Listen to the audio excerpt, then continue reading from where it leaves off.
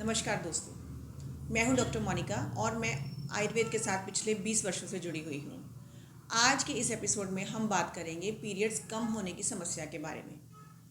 अगर हम 100 patients consider करते हैं तो उनमें से लगभग 60 से 70% जो लेडीज़ हैं या गर्ल्स हैं उनमें ये प्रॉब्लम प्रोमिनेंट है, उनमें ये प्रॉब्लम ख़ास तौर पर पाई जाती है।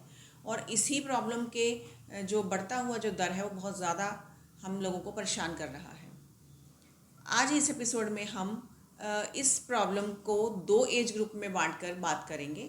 सबसे पहली जो है वो चीज़ है 15 से 30 साल की आयु में जो प्रॉब्लम्स आती हैं पीरियड्स कम होने की, उसको हमने एक अलग कैटेगरी में रखा है। और 30 से 45 की जो एज में लोग हैं जिनको पीरियड्स कम होते हैं उनको हमने दूसरी कैटेगरी में रखा है।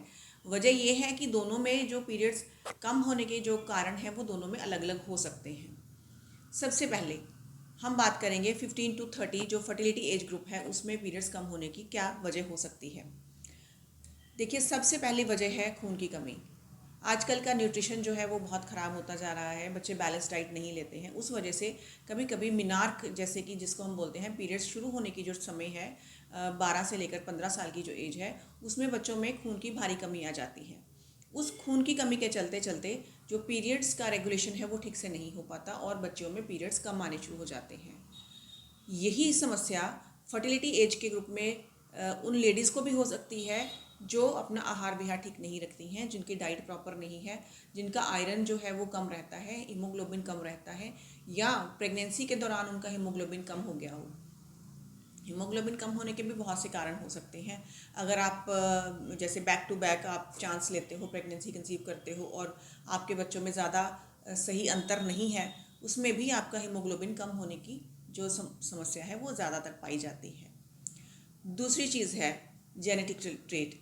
कभी कभी ऐसा भी देखने में आता है कि जेनेटिकली जो बच्चों में या लेडीज़ में पीरियड्स जो है उनका जो दर है वो कम है, उनमें पीरियड्स का फ्लो कम होता है और दिन भी जो है पीरियड्स के वो भी कम होते हैं।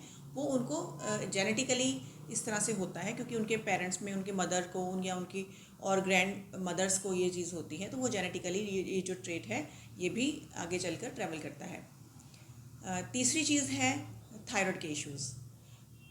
थायराइड की समस्या होने के जो संभावना है वो इस एज ग्रुप में कम होती है, लेकिन फिर भी अगर पेशेंट की कोई जेनेटिक हिस्ट्री है या उनका आहार विहार ठीक नहीं है तो उनको थायराइड होने की संभावना भी ज़्यादा होती है। और हाइपोथायराइडिज्म जो होता है वो इस समस्या को बहुत डायरेक्टली अफेक्ट करता है। थायराइड की समस्या के साथ वेट पुट ऑन हो जाना और पीरियड्स का कम होना भी स्वाभाविक है। इसके अलावा पीसीओडी पीसीओएस जिसके बारे में शायद आप सब ने सुना ही होगा, पीसीओडी पीसीओएस के चांसेस भी आजकल बहुत ज़्यादा मल्टीप्लाई होते जा रहे हैं। लगभग 60 to 70% जो फीमेल्स हैं उनमें पीसीओडी की समस्या पाई जाती है। या तो केमिकल अब्यूज़ लगा लीजिए या आप गलत आहार विहार लगा लीजिए, उसके चलते पीसीओडी की समस्या बन जाती है।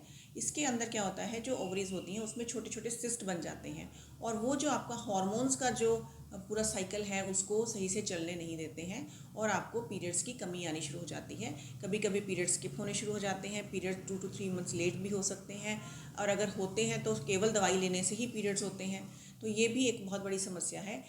मोस्ट ऑफ द केसेस में पीसीओडी के साथ वेट गेन भी एसोसिएटेड रहता है।